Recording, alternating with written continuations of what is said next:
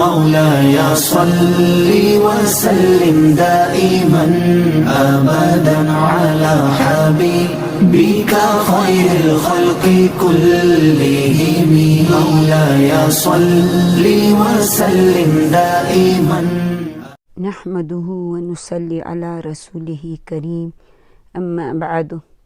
أعوذ بالله من الشيطان الرجيم بسم الله الرحمن الرحيم إن الله وملائكته يصلون على النبي يا أيها الذين آمنوا صلوا عليه وسلموا تسليما. الحمدللہ رب العالمین. ہم رسول اللہ صلی اللہ علیہ وآلہ وسلم کے حیات مبارکہ میں اس وقت فتح مکہ پہ ہماری کلاسیں ہو رہی ہیں. تو فتح مکہ پہ یہ ہماری تیسری اور آخری کلاس ہے انشاءاللہ. ہم نے پہلے جو ہماری آخری کلاس تھی اس میں فتح مکہ کے بعد جس طرح بتوں کو گرائے جانا اور پھر فضائل کا اسلام کا قبول کرنا، تو یہ سارے واقعات ہم نے پڑھے تھے. آج ہم پڑھ رہے ہیں صفوان بن امیہ کو امان دینا، کیونکہ یہ صفوان جو تھے اور اکرمہ جو تھے یہ وہ لوگ تھے جو وانٹڈ لسٹ پہ تھے. اب اس کے بارے میں عروہ بن زبیر رضی اللہ عنہ کی روایت ہے کہ صفوان بن امیہ اس ارادے سے مکے سے نکل گیا کہ جدہ چلا جائے اور وہاں سے سوار ہو کر وہ یمن روانہ ہو جائے، جیسے کہ اکرمہ بھی یمن جا چکا تھا. اس وقت عمیر بن وہب رضی اللہ عنہ نے رسول اللہ صلی اللہ علیہ وسلم کی خدمت میں حاضر ہوئے. انہوں نے گزارش کی کہ اے اللہ کے نبی، صفوان بن امیہ اپنے قوم کا سردار ہے، آپ کے خوف سے بھاگ کر نکل گیا ہے. اب جیسے کہ مطلب وہ سمندر میں چھلانگ لگا کر خود کو ختم کر ڈالے گا، یعنی مکہ کو چھوڑ کر یہ سارا سب کچھ چھوڑ کر ایک مطلب خودکشی کی طرح تھا. اسی لیے آپ صلی اللہ علیہ وآلہ وسلم اسے امان عنایت فرمائیے. پھر آپ پر اللہ رحمت نازل فرمائیں. آپ نے فرمایا کہ اسے امان ہے. عمیر رضی اللہ عنہ نے کہا یا رسول اللہ، آپ مجھے کوئی نشانی دیجئے جب کہ میں اسے یہ پیغام پہنچا دوں کہ آپ صلی اللہ علیہ وآلہ وسلم نے اسے امان دیا ہے تو اسے اس بات کا یقین ہو.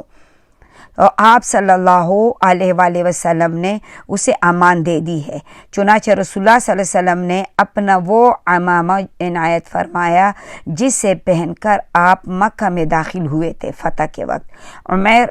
رضی اللہ عنہ جو تھے یہ عمامہ لے کر صفوان کی تلاش میں نکلے. اب انہیں اسی وقت پکڑا جب وہ جہاز پر سوار ہونے والے تھے اور عمیر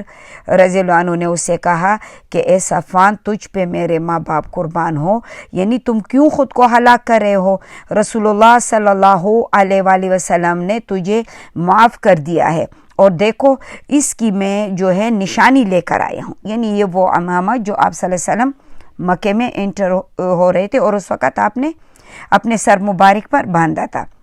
اب صفوان نے کہا کہ نہیں، تیرا برا ہو، مجھ سے دور ہو جاؤ، کیونکہ اس کو یقین نہیں آ رہا تھا کہ رسول اللہ صلی اللہ علیہ وآلہ وسلم اور مسلمانوں کے ساتھ اتنی زیادہ زیادتیاں کرنے کے باوجود بھی وہ معاف کر دیے جائیں گے. لیکن عمیر نے اسے کہا کہ صفوان، تجھ پہ میرے ماں باپ قربان ہو، کیونکہ عرب جو ہے نا بڑی محبت سے یہ لفظ استعمال کرتے تھے. اور رسول اللہ صلی اللہ علیہ وآلہ وسلم تو لوگوں میں سب سے زیادہ افضل، سب سے زیادہ نیک، سب سے زیادہ بردبار یعنی حلم اور سب سے بہتر انسان ہے.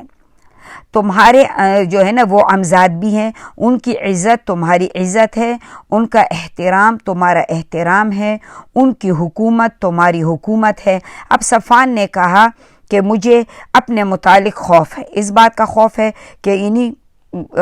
وہ لوگ مجھے قتل کر ڈال دیں گے مسلمان. عمیر نے کہا ان کی نرمی اور شرافت کی شان اس سے کہیں بلند ہے، یعنی تیرے خوف سے جو ہے رسول اللہ صلی اللہ علیہ وسلم کی نرمی اور شرافت کی جو شان ہے وہ بہت زیادہ بلند ہے.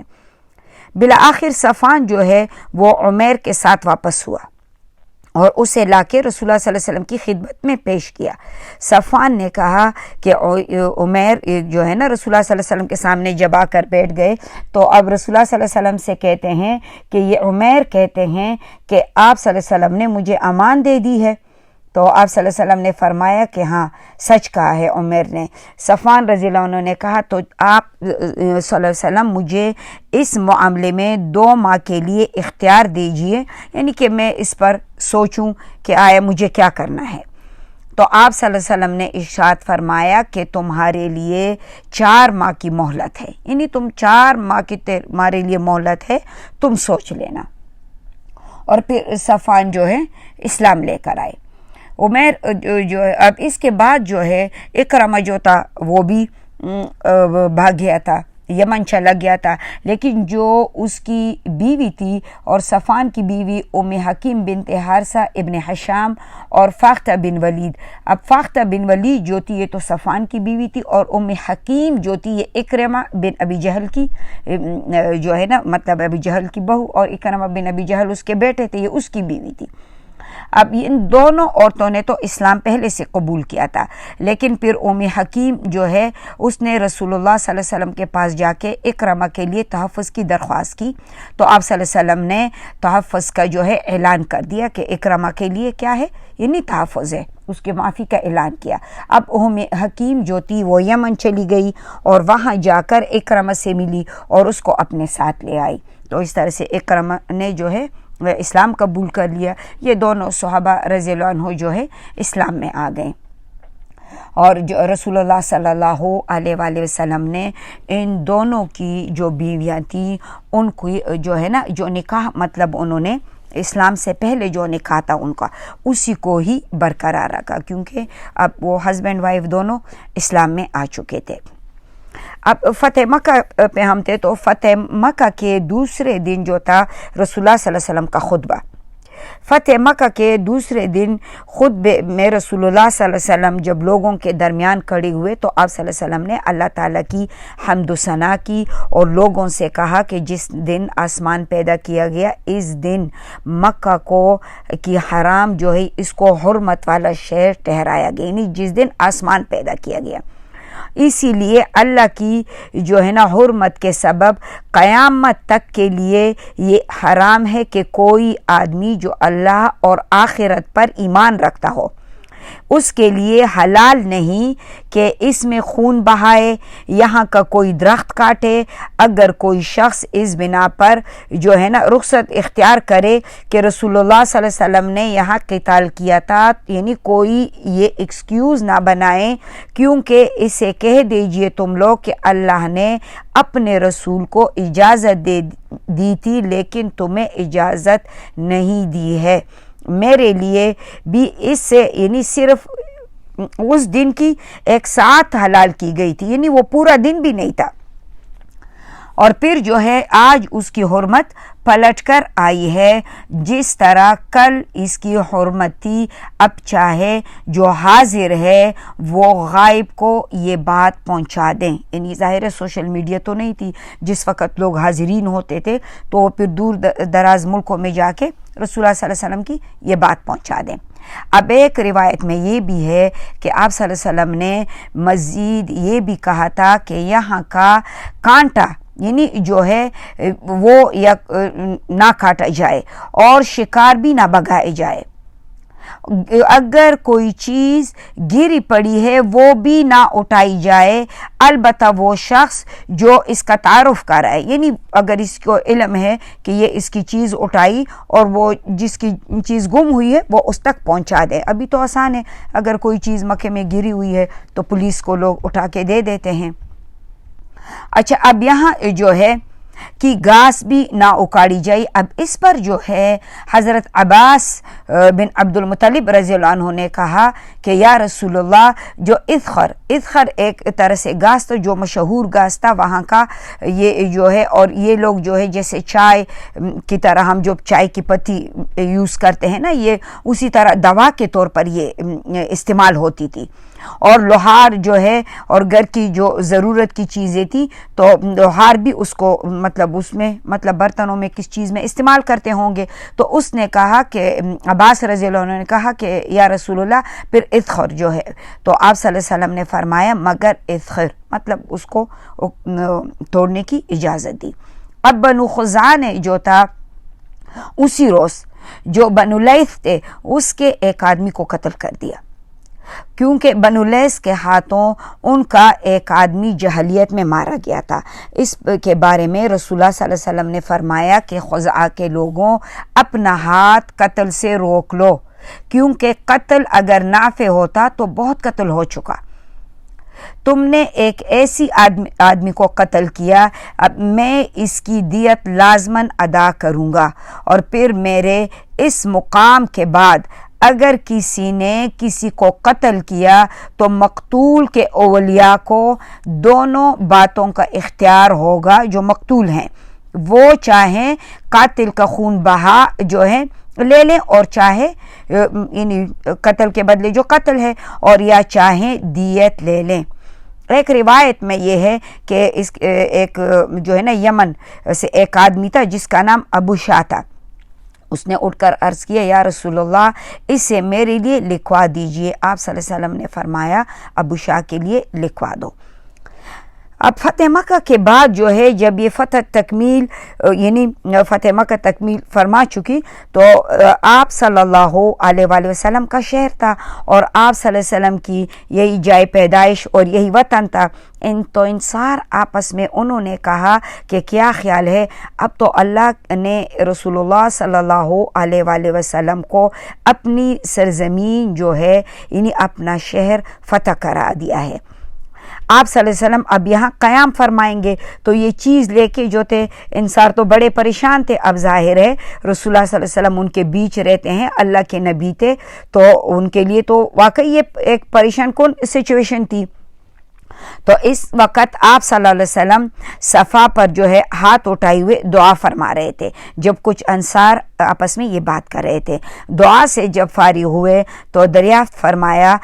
تم لوگوں نے کیا بات کی ہے ان سے؟ اب انہوں نے کہا کہ کچھ نہیں۔ رسول اللہ صلی اللہ علیہ وسلم نے جو ہے نا کہا کہ نہیں، اصرار کیا کہ تم لوگوں نے ضرور کچھ کہا ہے۔ بالآخر جو ہے نا انہوں نے بتا دیا۔ تو آپ صلی اللہ علیہ وسلم نے فرمایا کہ خدا کی پناہ اب تو زندگی اور موت جو ہے وہ انصار کے ساتھ ہے۔ اور ایک روایت میں آپ صلی اللہ علیہ وسلم نے فرمایا کہ اگر سارے لوگ یعنی ایک راستے پہ جا رہے ہوں اور انصار دوسرے پہ جا رہے ہوں تو میں انصار کے ساتھ جانے والے راستے کو اختیار کروں گا، یعنی آپ صلی اللہ، اور یہ سن کر وہ بہت خوش ہوئے۔ اچھا، جب اللہ تعالیٰ نے رسول اللہ صلی اللہ علیہ وآلہ وسلم اور مسلمانوں کو فتح جو ہے مکہ کی فتح عطا فرما دی تو اہل مکہ جو تھے اب ان پر حق جو تھا وہ واضح ہو گیا، وہ جان گئے کہ اسلام کے سوا کوئی جو ہے راہ ہی نہیں، اسی لیے وہ اسلام کے تابعدار بنے اور بیعت کے لیے جمع ہو گئے۔ رسول اللہ صلی اللہ علیہ وسلم صفا پہ بیٹھ کے لوگوں سے جو ہے بیعت لینی شروع کی آپ صلی اللہ علیہ وسلم نے۔ حضرت عمر بن خطاب رضی اللہ عنہ آپ صلی اللہ علیہ وسلم انہی اوپر تھے، وہ نیچے بیٹھے تھے اور لوگوں سے عہد و پیمان لے رہے تھے۔ لوگوں نے رسول اللہ صلی اللہ علیہ وسلم سے بیعت کی، جہاں تک ہو سکے گا سب لوگ آپ صلی اللہ علیہ وسلم کی بات سنیں گے اور مانیں گے۔ اور ایک روایت میں یہ بھی ہے کہ رسول اللہ صلی اللہ علیہ وآلہ وسلم مردوں کی بیعت سے جب فارغ ہو چکے تو وہی صفا پر ہی عورتوں سے بھی بیعت لینی شروع کی۔ اب ظاہر ہے جو مکہ کے لوگ تھے، جو مسلمان نہیں تھے، سب اسلام میں داخل ہو گئے۔ اور حضرت عمر فاروق رضی اللہ عنہ جیسے ابھی جو ہے نا میں نے کہا کہ وہ نیچے صفا کے بیٹھے ہوئے تھے، آپ صلی اللہ علیہ وسلم اوپر تھے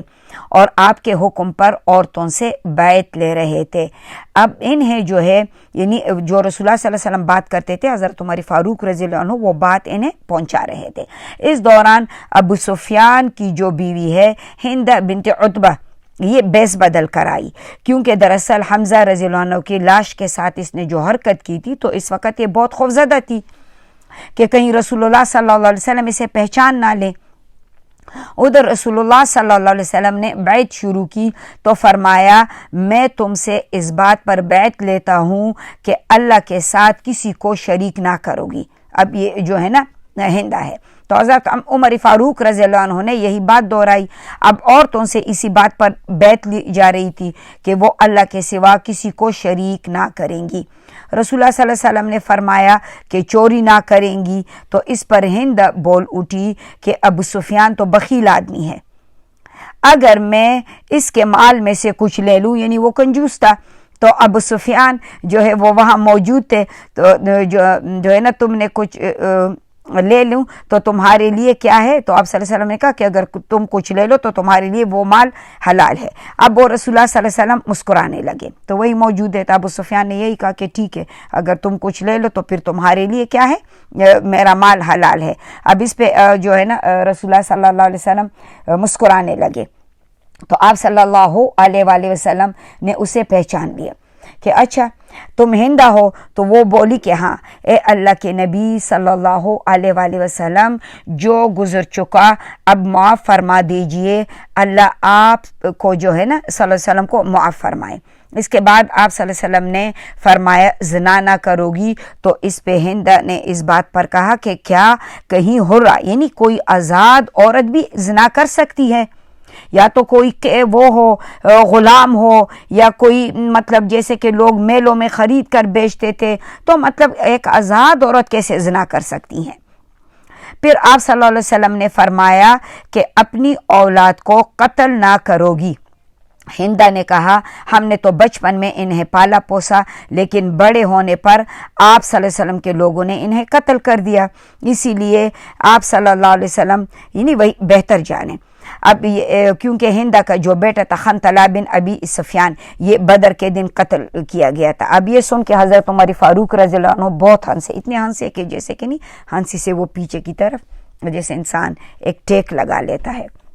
اور رسول اللہ صلی اللہ علیہ وسلم نے بھی تبسم فرمایا۔ اب آپ صلی اللہ علیہ وسلم نے فرمایا کہ کوئی بہتان نہ گھڑو گی۔ ہندہ نے کہا واللہ بہتان بڑی بری بات ہے، اور آپ صلی اللہ علیہ وسلم ہمیں واقعی رشد اور مکارم اخلاق کا حکم دیتے ہیں۔ پھر آپ صلی اللہ علیہ وسلم نے فرمایا کہ کسی معروف بات میں رسول اللہ صلی اللہ علیہ وسلم کی نافرمانی نہ کرو گی۔ تو ہندہ نے کہا خدا کی قسم ہم اپنی اس مجلس میں اپنے دلوں کے اندر یہ بات طے کر نہیں یعنی یہ بات لے کر نہیں بیٹھے ہیں کہ ہم آپ صلی اللہ علیہ وآلہ وسلم کی نافرمانی کریں گے۔ پھر ہند جو ہے واپس ہو کر اس نے اپنا بت توڑ دیا۔ جب گھر آئی تو اس نے اپنا بت توڑ دیا اور اسے توڑتی جا رہی تھی اور کہتی جا رہی تھی کہ ہم تیرے متعلق دھوکے میں تھے۔ مکہ میں نبی صلی اللہ علیہ وآلہ وسلم کا قیام۔ اب مکہ میں رسول اللہ صلی اللہ علیہ وآلہ وسلم نے جو ہے 19 روز قیام فرمایا۔ اس دوران آپ صلی اللہ علیہ وسلم نے شعائر اسلام کی تجدید کرتے رہے اور لوگوں کو ہدایت اور تقوی کی تلقین فرماتے رہے۔ انہی دنوں آپ صلی اللہ علیہ وسلم کے حکم سے حضرت ابو سعید خزائی رضی اللہ عنہ نے یعنی نئے سرے سے جو تھے حرم کے کھمبے بھی نصب کیے بنا دیے، اور آپ صلی اللہ علیہ وآلہ وسلم نے اسلام کی دعوت مکہ کے آس پاس کے بتوں کو توڑنے کے لیے متعدد جیسے سرایہ روانے کیے، اور اس طرح سے سارے بت توڑ ڈالے گئے۔ آپ صلی اللہ علیہ وسلم کے منادی نے مکہ میں اعلان کیا کہ جو شخص اللہ اور آخرت کے دن پر ایمان رکھتا ہو وہ اپنے گھر میں کوئی بت نہ چھوڑے بلکہ اسے توڑ ڈالے۔ اب فتح مکہ سے جو ہے کے بعد جو ہے مکہ سے 100 جو ہے نا کچھ فاصلے پر رسول اللہ صلی اللہ علیہ وآلہ وسلم نے وہ 25 رمضان کو خالد بن ولید رضی اللہ عنہ کی قیادت میں جو ہے ایک سرایہ روانہ کیا، اور یہ جو ہے نا عزہ جو ان کا بہت بڑا بت تھا، اور یہ قریش کے جو ہے بنو کنانہ اس کی عبادت کرتے تھے، یہ ان کا سب سے بڑا بت ہوتا تھا، اور جو ہے نا بنو شیبان جو تھے یہ اس کے مجاور تھے۔ حضرت خالد بن ولید رضی اللہ عنہ نے 300 سواروں کو لے کے یہ اس کو وہاں ڈھا دیا، اور آ کر رسول اللہ صلی اللہ علیہ وسلم نے جب دریافت کیا کہ تم نے اسے ڈھا دیا، اس نے کہا ہاں۔ پھر حضرت خالد بن ولید سے پوچھا کہ کیا تم نے وہاں کچھ دیکھا؟ تو اس نے کہا کہ یا رسول اللہ میں نے تو کچھ نہیں دیکھا۔ تو آپ صلی اللہ علیہ وسلم نے فرمایا کہ تب تو در حقیقت تم نے اسے ڈھایا ہی نہیں، پھر جاؤ اسے ڈھا لو، یعنی ڈھا تو اس کو، ابھی تک وہ نہیں تم نے اسے ڈھایا ہے۔ حضرت خالد رضی اللہ عنہ پھر سے تلوار لے کے جو ہے دوبارہ وہاں چلے گئے۔ اب اس دفعہ جب وہاں گئے تو اس سے ایک ننگی کالی اور پرگندسی گندی شکل والی جو ہے نا عورت نکلی، اور وہ مجاور سے چیخ کر پکارنے جو ہے نا مجاور اسے چیخ کے پکارنے لگا اس عورت سے کہ، لیکن اتنے میں حضرت خالد بن ولید رضی اللہ عنہ نے زور سے تلوار ماری اور اس عورت کے 2 ٹکڑے کر دیے، وہ شیطان تھا، ختم ہو گیا۔ اب اس کے بعد رسول اللہ صلی اللہ علیہ وسلم کے پاس واپس آ کر خبر دی تو آپ صلی اللہ علیہ وسلم نے فرمایا کہ ہاں وہی عزا تھی، اب وہ مایوس ہو چکی ہے کہ تمہارے ملک میں کبھی بھی اس کی یعنی عبادت پوجا کی جائے۔ اور اس کے بعد آپ صلی اللہ علیہ وسلم نے عمر بن عاص رضی اللہ عنہ کو اس مہینے میں سعا نامی بت کو جو ہے نا اس کو ڈھانے کے لیے روانہ کی۔ قرآن میں ہم تفسیر میں پڑھتے ہیں بتوں کے نام، یہ بڑے بڑے ان کے بت ہوتے تھے۔ اب مکے میں یہ جو تھے کچھ 3 مائل کے فاصلے پر بنو حزیل کا یہ ایک بت تھا۔ حضرت عمر رضی اللہ عنہ جو تھے اب وہاں پہنچے تو مجاور سے نے پوچھا کہ تم کیا چاہتے ہو؟ انہوں نے کہا کہ مجھے تو رسول اللہ صلی اللہ علیہ وسلم نے اس کے ڈھانے کا حکم دیا ہے، یعنی تم چاہتے کیا ہو؟ مجاور نے اسے کہا، اور اس نے کہا کہ تم تو اس پر قادر نہیں ہو، کیونکہ وہ جو تھا ان کا ایک بڑا بت تھا سوا۔ حضرت عمر رضی اللہ عنہ نے کہا کہ کیوں نہیں؟ تو جو ہے اب مجاور نے کہا کہ نہیں، تم اسے نہیں ڈال سکتے، تم قدرتاً کیا ہے روک دیے جاؤ گے۔ عمر رضی اللہ عنہ نے کہا کہ اب تک باطل پر ہو تو تم پر افسوس ہے کہ ابھی تک تم اسی بات کو خیال لیے بیٹھے ہو کہ اس بت کو توڑنے میرے لیے کوئی جیسے ناممکن ہے۔ تو اس نے جا کے اس کے پاس اس کو توڑ ڈالا اور اپنے ساتھیوں کو حکم دیا کہ اس کا خزانے والا مکان جو ہیں وہ دیکھے، لیکن اس میں سے کچھ نہ ملا۔ پھر مجاور سے فرمایا کہ کہو کیسا رہا؟ تو مجاور نے کہا کہ میں اللہ کے لیے اسلام لے آیا، یعنی کہ یہ بت تو کوئی چیز نہیں ہے۔ اور پھر سعد بن زید رضی اللہ عنہ کو جو ہے 20 سوار دے کر منات کو ڈھانے کے لیے رسول اللہ صلی اللہ علیہ وسلم نے بھیج دیا۔ اب اس کے جو کے پاس جب وہ پہنچے، یہ اصل میں اوس اور خزرج کے جو قبیلے تھے، یہ غسان وغیرہ، یہ ان کا بت تھا، جو غسانی تھے یعنی مدینہ طیبہ کے سائڈ جو لوگ تھے، یہ ان کا بت تھا۔ جب حضرت سعد رضی اللہ عنہ وہاں پہنچے تو اس کے مجاور نے اسے کہا کہ تم کیا چاہتے ہو؟ اس نے کہا کہ منات کو میں ڈھانا چاہتا ہوں۔ تو اس نے کہا کہ تم جانو اور تمہارا کام جانے، اور منات کی طرف وہ بڑھے تو اس سے بھی ایک کالی پرگندہ سی جو ہے نا عورت نکلی، جو اپنا سینہ پیٹ کے ہائے ہائے کر رہی تھی، اور اسے مجاور نے کہا منات جو ہے نا اپنے کچھ نافرمانوں کو پکڑ لے، یعنی جو تجھے ڈھانے آئے ہیں۔ اتنے میں سعد رضی اللہ عنہ نے تلوار مار کے اس کا کام تمام کر دیا، اور پھر یہ لپک کر جو ہے اس بت کو ڈھا دیا اور اسے توڑ ڈالا، اور اس کے خزانے میں سے بھی کچھ نہ ملا۔ شاید یہ لوگ پہلے سے خالی کر چکے ہوگے، کیونکہ یہ تو بتوں پہ کافی سونے پتہ نہیں پیسے کیا کیا گند بالا چڑھاتے ہیں۔ اچھا، اب عزا کو بھی اسی طرح حضرت خالد بن ولید کو بھیجا اور اس کو بھی ڈھا دیا گیا۔ تو رسول اللہ صلی اللہ، اب یہ فتح مکہ تھا،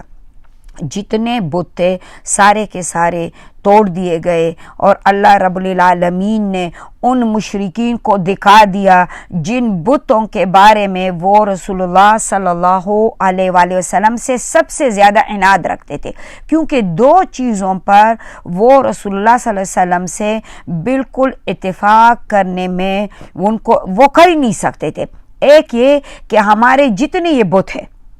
ہم اس کو چھوڑ کر ایک الہ کی عبادت کریں، اور دوسرا کیا کہ قیامت، کہ جب ہم مر جائیں، مٹی ہو جائیں، جب ہم ختم ہو جائیں تو بھلا کیسے پھر ہم دوبارہ زندہ ہوں گے، اور اس وقت مطلب جو ہمارے اعمال ہیں برے، ان کے جو ہے نا ہم اللہ رب العالمین کے پاس جا کر جواب دہ ہوں گے۔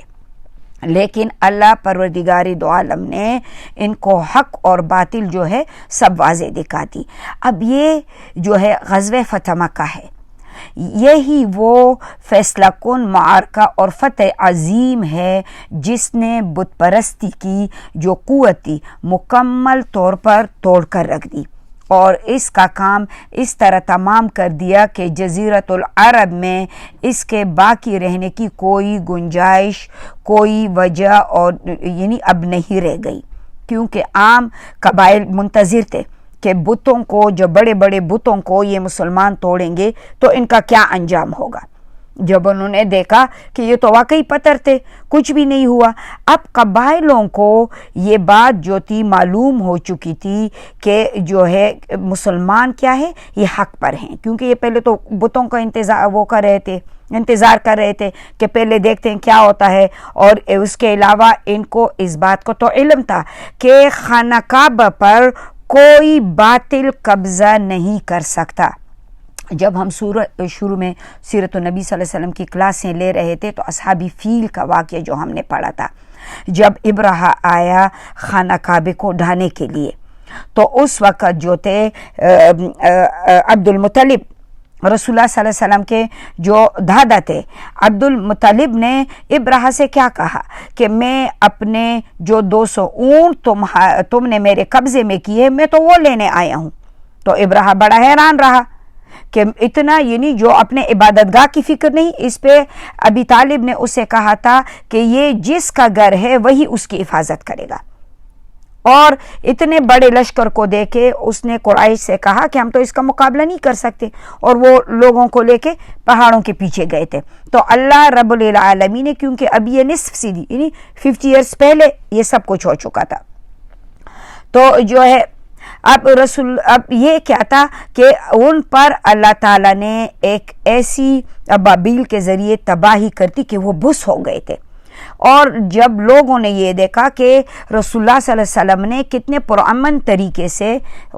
خانہ کعبہ کو جو ہے فتح کر دیا اور پھر سارے بت توڑ پھوڑ ڈالے، تو کچھ بھی مسلمانوں کو نہیں ہوا، تو لہٰذا اب سارے لوگ اسلام میں آ گئے۔ اب یہ بھی ایک ہمیں بات یاد ہونی چاہیے کہ صلح حدیبیہ اس فتح عظیم کا کیا ہے، یہ پیش خیمہ تھی، اس کی وجہ سے امن امان کا دور و دور ہو گیا، لوگ کھل کر اسلام کی باتیں کرتے تھے۔ صلح حدیبیہ کے بعد اسلام کے متعلق تبادلہ خیال اور جو ہے نا بحث ہوتی تھی، لوگ مطلب اس کے بارے میں باتیں کرتے تھے، اور مکے کے جو لوگ انہی درپردہ مسلمان تھے، اپنا اسلام چھپائے ہوئے تھے، جو کمزور مسلمان تھے، اور انہیں بھی صلح کے بعد اپنے دین کا اظہار اور تبلیغ اور اس پر بحث اور مناظرے کا موقع ملا۔ ان حالات کے نتیجے میں بہت سے لوگ جو ہے اسلام میں آ گئے، یہاں تک کہ اسلامی لشکر کی تعداد کسی غزوے میں 3000 سے زیادہ نہ ہو سکی تھی۔ اس فتح مکہ میں 10,000 تک جا پہنچی۔ اس فیصلہ کن غزوے نے لوگوں کی آنکھیں کھول دی، ان پر پڑا ہوا جو پردہ تھا آخر جو ہے نا وہ ہٹا دیا، اور قبول اسلام کی راہ میں کیا ہے ایک رکاوٹ بنا ہوا تھا وہ پردہ۔ فتح مکہ کے بعد پورا جزیرہ العرب جو ہے کی جو سیاسی اور دینی افق پر مسلمانوں کا سورج چمک رہا تھا۔ اب دینی سربراہی اور دینی قیادت کی جو تھی وہ مسلمانوں کے ہاتھ میں آ چکی تھی۔ صلح حدیبیہ کے بعد جو مسلمانوں کے حق میں یہ اتنا مفید ثابت ہوا صلح حدیبیہ کہ اللہ تعالیٰ نے مسلمانوں کو جو ہے نا فتح مکہ بغیر کسی جنگ کے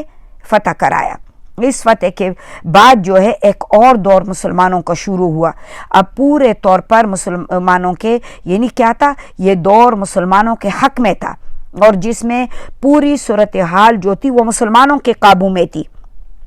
عرب کے اقوام کے جو تھا اب وہ وفود کے شکل میں جوک در جوک آ کر اسلام میں داخل ہو رہے تھے، اور یہ اسلام میں لوگ آ رہے تھے اور مسلمان ہو رہے تھے، اور یہ رسول اللہ صلی اللہ علیہ وآلہ وسلم کی پیغمبرانہ زندگی کا یہ آخری مرحلہ ہے جو آپ صلی اللہ علیہ وسلم کی اسلامی دعوت اور ان کے نتائج کی نمائندگی کرتا ہے، جنہیں آپ صلی اللہ علیہ وآلہ وسلم نے 23 سال کے طویل جدوجہد، مشکلات، مشقت، ہنگاموں، فتنوں، فسادات اور جنگوں، خونریز معرکوں کے بعد حاصل کیا تھا۔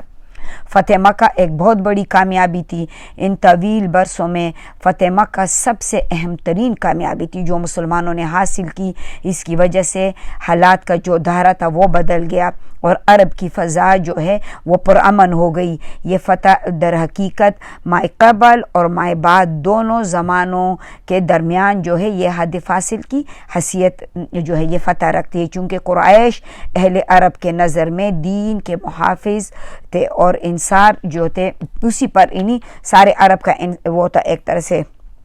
انصار ہوتا تھا، اور جب ان کو دیکھا کہ یہ مسلمان ہو گئے تو پورے کے پورے کیا ہے عرب وہ جوگ در جوگ آ کے اسلام میں داخل ہو گئے۔ اب یہ جو ہے یہ آخری مرحلوں کو 2 حصوں میں تقسیم کیا جاتا ہے۔ ایک کیا کہ ایک یہ ہوا کہ مجاہد اور قتال، اور دوسرا کیا کہ قبول اسلام کے لیے قوموں اور قبیلوں کی دوڑ۔ اب یہ دونوں صورتیں ایک دوسرے کے ساتھ جڑی ہوئی تھیں۔ اس مرحلے میں جو ہے آگے پیچھے ایک دوسرے کے دوران ہی یہ چیزیں پیش آتی تھیں، یعنی تبلیغیں بھی ہوتی تھی، اللہ کا پیغام بھی پہنچایا جاتا تھا، اور پھر غزوات اور جنگ بھی مسلمانوں کو پیش آتے تھے، جو انشاءاللہ اگر اللہ نے زندگی دی تو آہستہ آہستہ ہم چل کر اس کو مکمل کرنے کی کوشش کریں گے۔ اللہ ہم سب کو جو ہے سمجھ اور اس پہ عمل کرنے کی توفیق عطا فرما دے انشاءاللہ۔ اب اگلی جو ہماری کلاس ہے وہ ہماری غزوہ حنین پر ہوگی۔ اس وقت کے لیے اجازت چاہتی ہوں۔ السلام علیکم ورحمۃ اللہ وبرکاتہ۔ مولاي صل وسلم دائما أبدا على حبيبك خير الخلق